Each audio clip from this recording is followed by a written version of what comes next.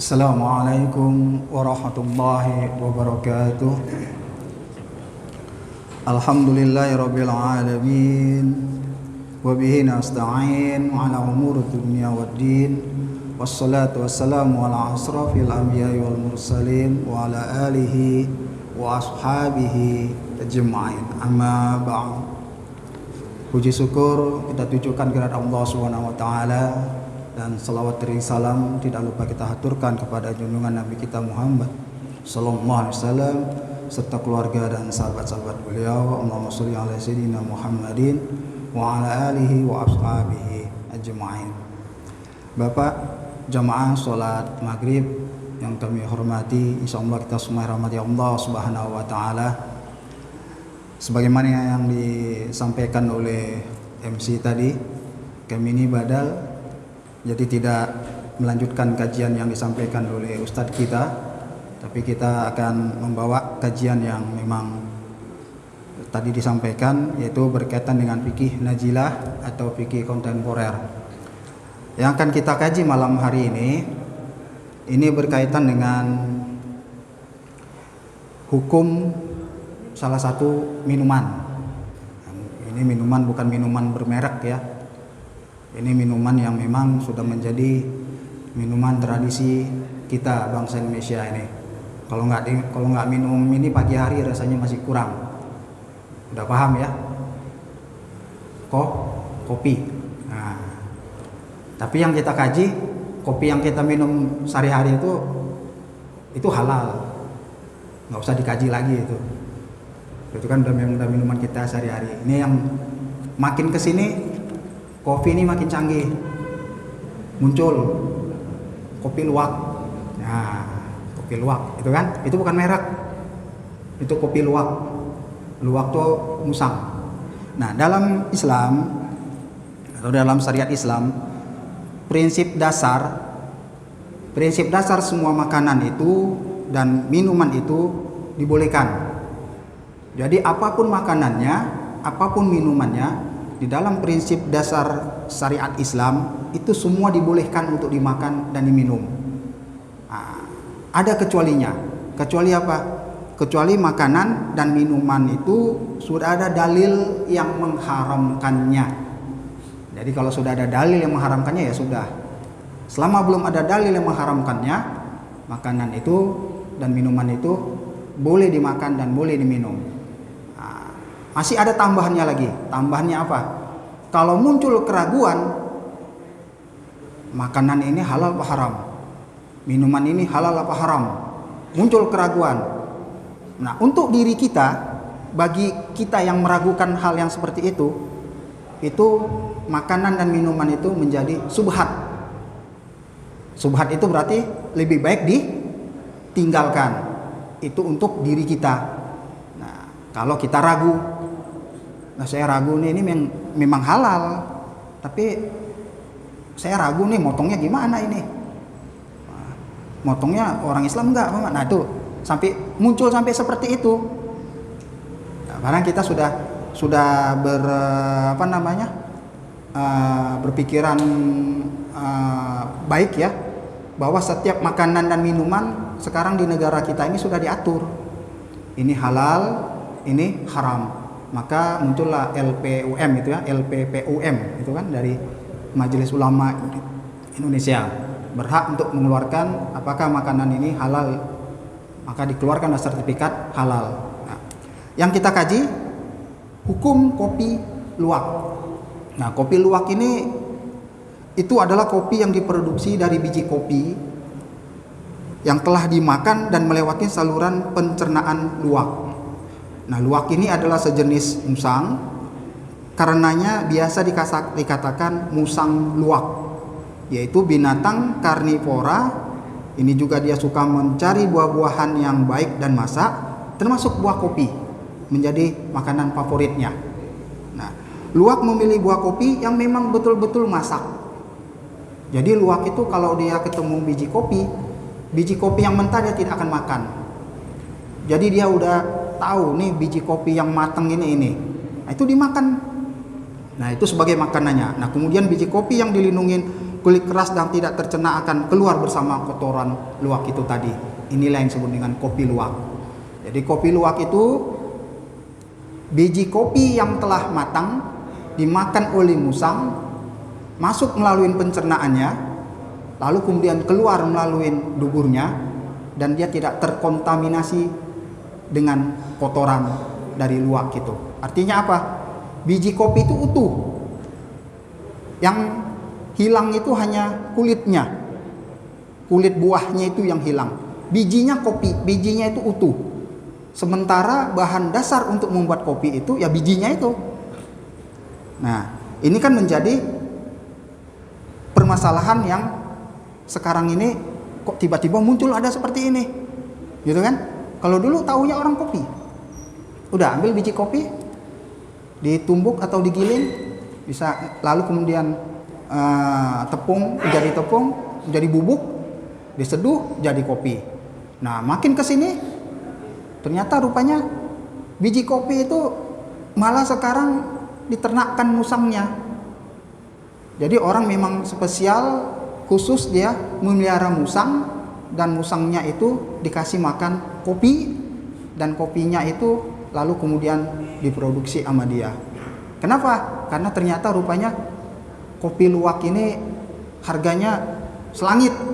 Nah, kalah tuh kopi apa tuh kalau kita yang satu cangkir cuma 50.000, kalah itu Britok atau apa itu kan, kalah itu. Nah, harganya mahal sekali. Nah, hingga kemudian dalam menentukan hukum kopi luwak ini maka dikembalikan kepada dua masalah. Yang pertama, apakah musang itu halal dimakan atau haram? Itu yang pertama. Apakah musang itu halal atau haram dagingnya? Boleh nggak dia dimakan? Itu yang pertama. Yang kedua, apakah kotorannya itu suci atau najis? Nah, kita kaji yang pertama. Musang atau luwak itu adalah hewan mamalia termasuk suku musang dan garangan. Hewan ini juga dipanggil dengan berbagai sebutan. Di daerah Sunda itu careu, di Jawa luwak ya. Kemudian musang pulut itu dalam bahasa Malaysia. Kemudian kalau di yang paling sering kita mendengarnya bahasanya itu paling sering orang menyebut musang.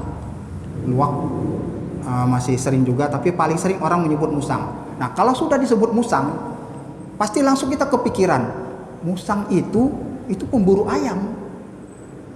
Yang diserangnya itu kandang ayam kalau di kampung-kampung itu. Bukan kopi dimakannya. Nah, itu kan langsung kepikiran kita kayak gitu. Nah, berarti musang itu selain dia makan daging ayam, selain dia makan hewan, ternyata dia juga makan tumbuh-tumbuhan itu tadi, biji kopi. Nah, maka dalam hal ini pertanyaannya, apakah luwak itu termasuk binatang buas yang haram untuk dimakan? Maka para ulama berbeda pendapat. Kita udah paham ya Pak ya, binatang yang haram dimakan itu binatang buas yang punya taring, binatang buas yang punya kuku tajam. Contohnya seperti elang, dia gunakan tuh cakarnya itu untuk memburu. Lalu kemudian binatang buas yang punya taringnya itu dia gunakan juga untuk berburu, memakan mangsanya. Nah, binatang yang model yang seperti ini itu binatang yang hukumnya haram dimakan. Nah, dalam hal musang ini ulama berbeda pendapat. Pendapat pertama, daging luwak haram karena termasuk binatang buas yang bertaring. Ya, dia makan apa tuh? Mangsanya itu ayam. Itu kalau nggak ada taringnya dia nggak bisa. Nah, makanya dia berburu ayam itu. Nah, sebagaimana dalam hadis Abu Hurairah bahwasanya Nabi sallallahu alaihi wasallam bersabda, kullu dzi na'min minas sab'i fa ukulu haram. Setiap binatang buas yang bertaring maka memakannya adalah haram. Hadis riwayat Muslim. Nah, pendapat yang kedua mengatakan walaupun luwak binatang pemakan daging dan buas, tetapi dia tidak menyerang manusia. Nah, sehingga dagingnya halal dimakan. Nah, luwak ini disebut oleh Rasulullah sama seperti ad-dha'bu atau hyena yang halal dimakan. Sebab hyena itu tidak menyerang manusia walaupun termasuk binatang pemakan daging. Nah, Inilah pendapat kedua. Jadi pendapat kedua itu mengatakan bahwa memang luwak itu binatang buas. Dia binatang buas dan juga pemakan daging. Tapi dia nggak menyerang manusia. Nah, mungkin kita belum pernah mendengar ada berita manusia diserang oleh luwak atau musang. Belum pernah kita dengar berita seperti itu. Malah beritanya terbalik. Manusia berburu musang, gitu kan? Mau diternakkan atau mau dipelihara, gitu. Karena dia tidak menyerang. Nah, kalau yang pertama tadi, pendapat pertama tadi, daging luwak itu haram karena dia binatang buas. Nah, yang bertaring, binatang buas yang bertaring. Nah, lalu kemudian pendapat yang kedua, yang menurut para ulama tadi, walaupun dia binatang pemakan daging atau binatang buas, tapi dia tidak menyerang manusia. Nah, ini sesuai dengan hadis Rasulullah SAW yang bersumber dari Jabir bin Abdullah. An Jabir bin Abdullah qala sa'altu Rasulullah sallallahu alaihi wasallam an yadum'i faqala huwa saydun wa yuj'alu fihi qabrun idza sadaqul muhrim. Dari Jabir bin Abdullah, ia berkata, aku pernah bertanya kepada Rasulullah tentang haina.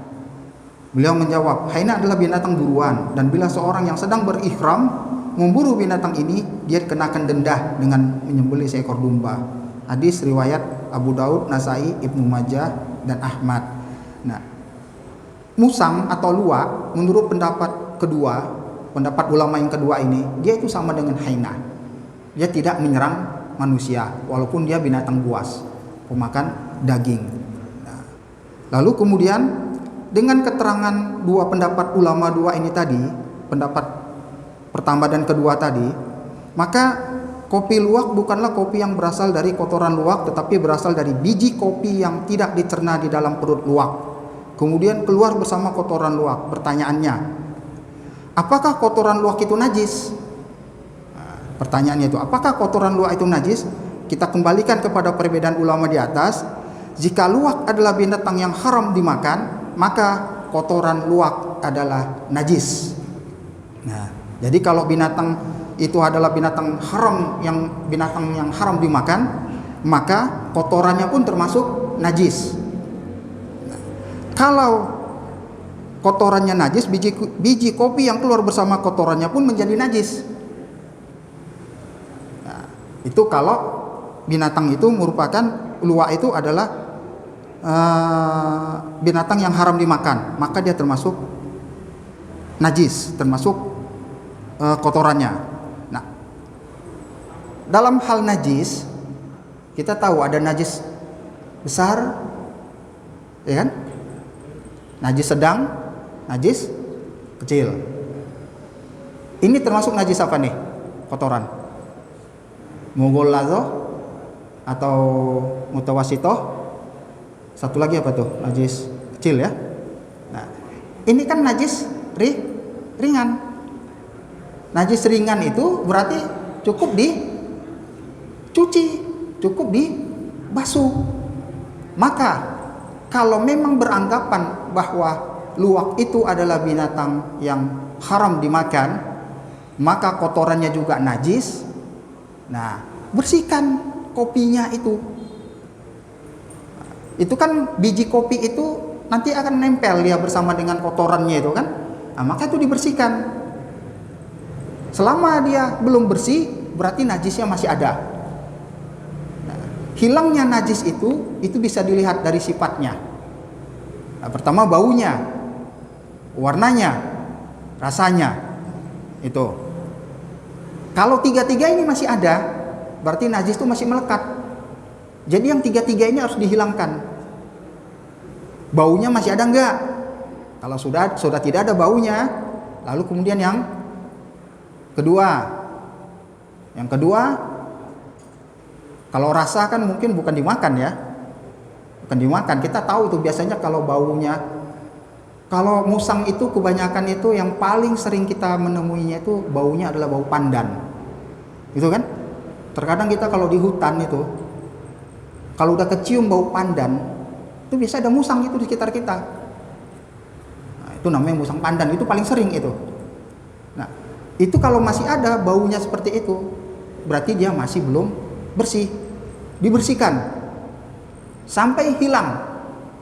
Lalu kemudian setelah hilang semua najisnya, maka biji kopi itu tidak ada najisnya lagi. Walaupun pendapat pertama tadi mengatakan bahwa binatangnya itu hukumnya haram dimakan dagingnya, maka termasuk kotorannya pun najis. Dan harus diingat, najisnya masih ada, berarti biji kopi itu mengandung najis. Tapi karena najisnya sudah dibersihkan, walaupun dia keluar dari dubur seekor musang dan itu menempel di kotorannya kita bersihkan, hilang semua najisnya, bau rasanya, zatnya juga, maka kopi itu dihukumin tidak ada najis lagi. Walaupun binatangnya menurut pendapat ulama yang pertama tadi haram. Maka inilah yang diproses. Berarti dia sudah tidak merupakan barang yang najis.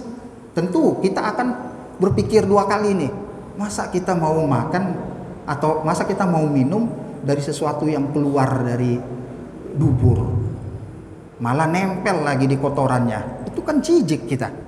Kita kalau mikir ke sana kan seperti itu. Tapi inilah perkembangan zaman. Dulu nggak ada hal seperti ini. Tiba-tiba sekarang muncul kopi luwak, sehingga harganya pun mahal. Berebutlah orang untuk memelihara luwak, kemudian dikasih makan kopi, kemudian neeknya dibersihin, diproduksi, dijadikan kopi luwak. Nah, itu perkembangan zaman. Nah, Islam tuh nggak statis, dia mengikuti. Ini bagaimana nih? Mengikut ya, sehingga kemudian keluar hukumnya. Nah, ini hukum kopi luwak ini halal berdasarkan fatwa MUI, di mana fatwa MUI mengatakan bahwa yang dihukum najis itu adalah biji kopi yang masih ada kotorannya, maka itu disebut mutanajis. Setelah dia dibersihkan, maka hukumnya tidak bernajis lagi. Maka hal yang seperti ini mau dimakan, mau diminum halal hukumnya. Itu. Jadi hukum kopi luwak itu halal. Tuh. Nah, lalu kemudian MUI dalam hal ini ternyata masih punya sandungan. Sandungannya apa? Begini Bapak, ternyata dalam perjalanannya kopi luwak ini diproduksi sendiri-sendiri oleh home industri, oleh home industri, bukan pabrik besar. Ini hanya diproduksi oleh pabrik-pabrik rumahan dan hanya dilemparkan ke restoran-restoran yang sanggup membeli. Sehingga kemudian label MUI untuk mengatakan itu halal itu tidak berjalan sampai sekarang. Karena tidak ada perusahaan besar yang melaporkan kami membuat kopi luwak.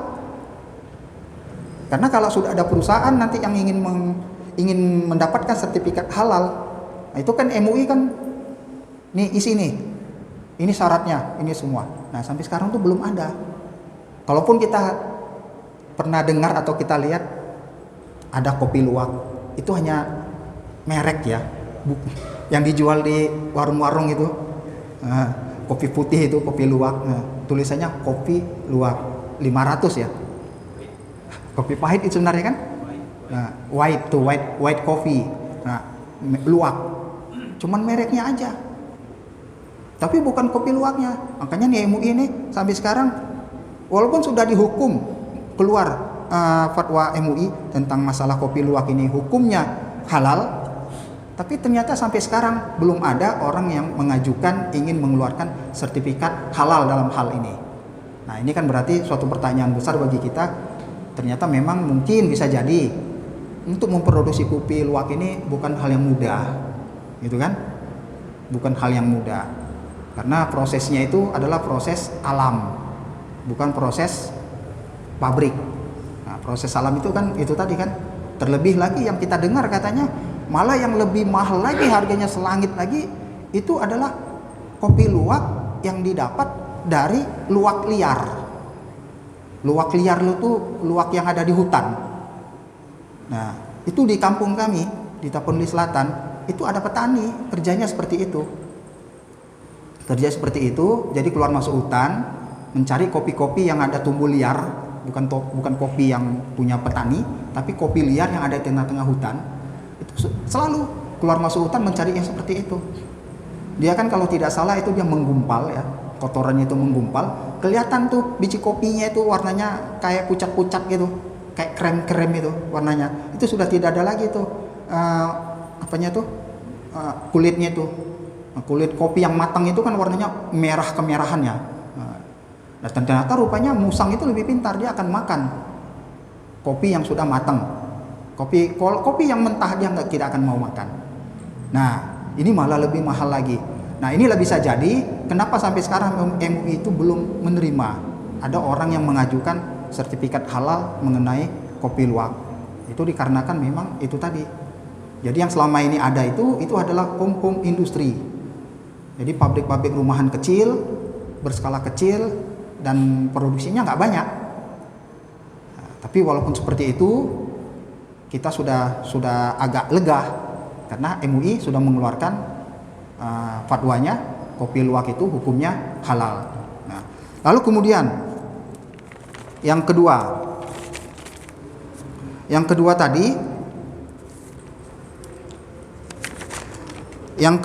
itu adalah apakah kotorannya itu suci atau najis? Kotoran binatang itu kan najis. Kotoran manusia najis. Semua kotoran itu najis. Gitu kan? Semua kotoran itu najis. Tapi kotoran dari luwak ini selama dia dibersihkan maka dia menjadi suci. Nah, pada masa Rasulullah SAW itu pernah mengatakan kambing itu kotorannya tidak najis. Kotorannya tidak najis. Kenapa? Karena asal mulanya Rasulullah itu sebelum dibangun Masjid Nabawi, Masjid Madinah itu Rasulullah itu pernah sholat di kandang kambing tanpa membersihkan kotoran. Itu dalam hadis Nabi yang diriwayatkan oleh hadis Anas bin Malik. Nah, dari Anas berkata, sebelum masjid dibangun, yaitu Masjid Nabawi, Nabi SAW sholat di kandang kambing. Itu hadis riwayat Bukhari. Nah, dengan hadis ini, maka ternyata rupanya kotoran binatang itu tidak semuanya itu adalah najis. Gitu kan? Nah, nanti kita akan kaji lagi tuh. Kemarin kan muncul lagi keluar tuh pertanyaan, kotoran kucing. Pernah dengar kan? Kotoran kucing itu termasuk najis enggak? Sampai dikaji lagi itu kotoran najis. Kita hanya tahu setiap kotoran itu semua najis. Itu selama ini yang kita pahamin. Setiap kotoran itu semua najis. Nah, tapi dalam hadis Nabi ini, Nabi itu pernah sholat di kandang kambing. Di mana kandang kambing itu yang namanya pipis kambing, kotoran kambing itu tetap selalu ada situ. Itu Nabi sholat di situ. Nah, ini ternyata rupanya tidak semua binatang itu mengeluarkan kotoran dan kotorannya itu adalah najis. Lalu kemudian kalau kita mengambil pendapat yang kedua yang mengatakan bahwa luwak adalah binatang yang halal dimakan. Kalau tadi kan haram dimakan karena dia binatang buas. Nah, pendapat ulama yang berikutnya itu mengatakan bahwa luwak itu adalah binatang yang halal dimakan. Maka secara otomatis kotoran kopi luwak tersebut pun tidak najis karena dia binatang yang halal. Nah, maka tidak najis. Ini menurut pendapat ulama yang mengatakan bahwa luwak adalah binatang yang boleh dimakan dagingnya, maka secara otomatis kotorannya tidak najis. Nah, dalilnya ada di hadis riwayat Bukhari dan Muslim. Ini sangat panjang sekali ini hadisnya. Nah, ini di mana di sini disebutkan bahwa Rasulullah SAW itu pernah menyuruh memerintahkan Urainin, itu salah seorang sahabat ini ya, salah seorang sahabat yang berasal dari Uraina. Dia datang ke Madinah. Waktu itu beliau dalam keadaan sakit. Itu Rasulullah menyuruh kepada sahabat yang lain untuk dikasih obat kepada beliau, yaitu dengan cara meminum air susu sapi dan air kencing unta. Air susu unta dan air kencing unta. Tuh, sampai air kencing pun diminum. Tuh. Ini Rasulullah menyuruh kepada sahabat. Nah, beliau tidak akan menyuruh untuk meminum sesuatu yang najis. Adapun air kencing hewan-hewan lain yang boleh dimakan juga tidak najis dengan mengkiaskan kepada air kencing unta. Maka dalam kesimpulan yang kedua ini sangat jelas sekali, semua binatang yang halal dimakan, maka kotorannya atau air kencingnya itu tidaklah najis. Itu Pak. Nah, oke, ada waktu, silakan kalau mau bertanya. Kalau tidak nanti kita lanjut lagi. Baik, Bapak jamaah, ada yang bertanya?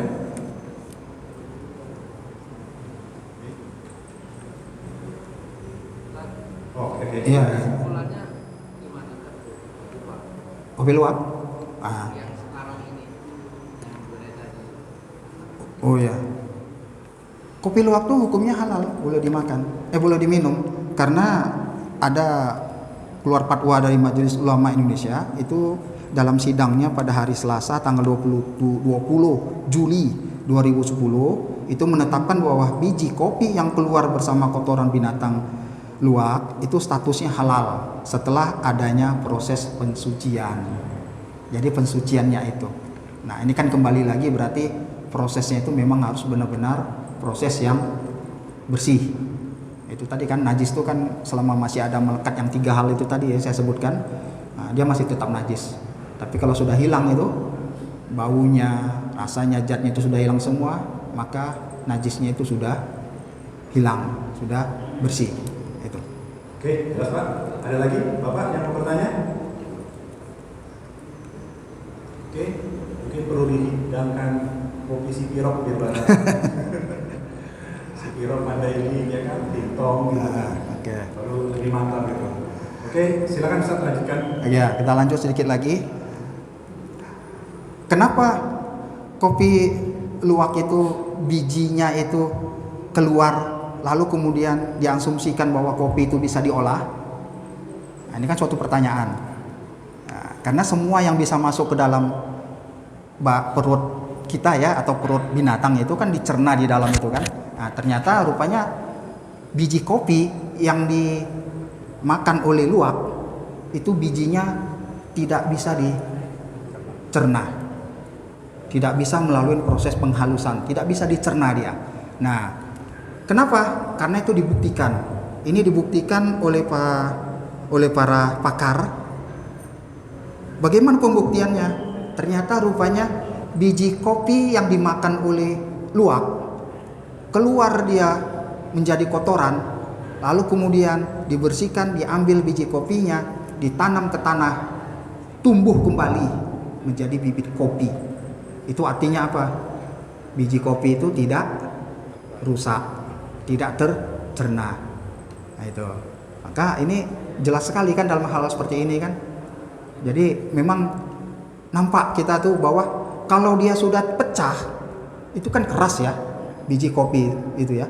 Kalau dia sudah pecah, maka dia sudah terkontaminasi di dalam. Sudah terkontaminasi. Nah, tapi ini dia keluar ini dia tidak pecah. Dia utuh. Nah, pembuktian utuhnya ini itu tadi dibuktikan oleh para ahli, ditanamlah biji itu di tanah, tumbuh. Nah, ini kan berarti biji ini tidak terkontaminasi. Nah, inilah. Maka dalam hal ini cukup yang dibersihkan itu adalah kotorannya itu. Kalau udah bersih dia dihukum suci, najisnya sudah hilang. Nah, Bapak sekalian, maka dalam hal ini saya nggak tahu nih yang kita hadir di sini udah pernah nggak minum kopi luwak? Itu kan gimana rasanya? Apa khasiatnya kan gitu kan? Belum tahu kita ini. Mudah-mudahan aja kalau yang ada udah pernah ajak kami mau tahu karena kami belum pernah ngerasain tuh gimana rasanya kopi luwak itu. Lumayan ya. Kalau kita baca-baca di berita katanya yang paling senang itu kan orang-orang luar negeri ya. Orang-orang luar negeri itu paling senang dia mencari kopi luwak ini, senang meminumnya. Nah ini Bapak. Maka kembali lagi jangan takut kalau ada yang ngajak kita untuk minum kopi luwak. kopi itu halal. Gitu Pak ya, halal gitu. Gitu Pak. Oke, masih ada yang mau bertanya? Oke, silakan. Alhamdulillah berarti halal.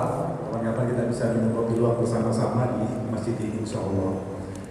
Oke, Bapak Ibu, ada lagi pertanyaan terkait kopi luwak atau terkait kopi luwak ini? Dari materinya cukup menarik ya, karena ada di keseharian kita, bahkan sudah menjadi satu komoditas yang menarik untuk Indonesia di beberapa mancanegara. Dan konon kabarnya karena memang kopi luwak itu ya sebagai penikmat kopi, dia asalnya tidak terlalu tinggi karena bisa tidak terlalu tinggi ini asalnya, walaupun dia bukan asalnya. Misalkan si luwak itu makan arabica, dia tidak asalnya tidak terlalu tinggi seperti itu. Sebagai penikmat kopi Pak, jadi sedikit tahu juga. Oke, silakan Bapak jika ada pertanyaan lain. Udah, tidak ada. Oke, masih ada? Sepertinya. Oke. Kita silakan Ustaz. Lanjut lagi. Kita tadi udah banyak berbicara tentang ini. Sekarang kita dalilnya. Dalilnya apa? Tadi yang pertama awal tadi saya sudah sampaikan. Prinsip dasar semua makanan dan minuman di dalam Islam itu dibolehkan, kecuali makanan dan minuman yang sudah diharamkan. Kalau disebutkan dia di dalam nas Al-Quran maupun hadis haram, maka tinggalkan itu haram. Itu. Lalu kemudian kalau makanan itu meragukan buat kita apakah ini halal atau haram, maka makanan itu dihukum dengan makanan yang subhat. Nah, bagaimana dengan makanan yang subhat ini? Harus kita tinggalkan, tapi itu berlaku bagi diri kita, bukan untuk orang lain. Nah, dalil-dalil mengenai masalah hukum kopi luwak ini, yang pertama, Al-Quran surah Al-Baqarah ayat 168, ya ayyuhan nas kulu mimma fil ardi halalan thayyiba. Hai sekalian manusia, makanlah yang halal lagi baik dari apa yang terdapat di bumi. Nah, kalau kita buka tafsirnya, makanlah makanan yang baik dan halal yang ada di bumi. Luwak itu adanya di bumi, kopi itu adanya di bumi. Itu adalah halal, diminum, kata orang memberi kesehatan dampaknya. Maka itu sesuatu yang halal lagi baik. Maka sesuatu yang halal lagi baik tidak boleh dihukumkan haram. Kalau kita mengatakan itu haram, maka orang itu menzolimi dirinya dan menzolimi orang lain. Nah, itu. Lalu kemudian, ya ayyuhallazina amanu kulu min thayyibati ma razaqnakum washkuru lillahi in kuntum iyyahu ta'budun. Al-Baqarah 172. Hai orang yang beriman, makanlah di antara rezeki yang baik-baik yang kami berikan kepadamu dan bersyukurlah kepada Allah jika benar-benar kepadanya kamu menyembah. Ternyata di dalam kopi luwak ini menjadi daya tarik bagi mereka yang mau berbisnis. Ini dalam ayat ini. Itu salah satu rezeki yang Allah anugerahkan. Kenapa dari dulu-dulu orang nggak tahu itu? Baru sekarang tahunya kan? Nah, padahal dulu-dulu tuh musang sudah ada, kopi sudah ada. Tapi baru sekarang. Nah, ini. Makanya tuh rahasia Al-Quran tuh seperti itu. Gali itu. Nah, bagi orang yang mempunyai minat berbisnis dalam hal ini suatu rezeki yang Allah anugerahkan kepada kita dalam hal ini. Nah, itu dalam surat Al-Baqarah ayat 172. Lalu kemudian di dalam kaidah fikih, itu dalam kaidah fikih ada dikatakan bahwa sesuatu yang hukum asal sesuatu yang bermanfaat adalah boleh dan hukum asal sesuatu yang berbahaya adalah haram. Kopi luwak itu adalah sesuatu yang bermanfaat bagi kita. Tidak ada di dalamnya itu sesuatu yang mudarat. Maka dalam hal ini hukumnya adalah halal, dikembalikan ke hukum asal. Hukum asalnya adalah boleh. Maka hukum yang boleh itu halal dalam hal makanan dan minuman. Terima kasih, mudah-mudahan ini bermanfaat bagi kita. Lebih kurang kami mohon maaf. Subhanakallahumma wa bihamdika asyhadu an la ilaha illa anta astaghfiruka wa atubu ilaik. Wabillahi taufiq wal hidayah. Assalamualaikum warahmatullahi wabarakatuh. Waalaikumsalam warahmatullahi wabarakatuh. Jazakumullah.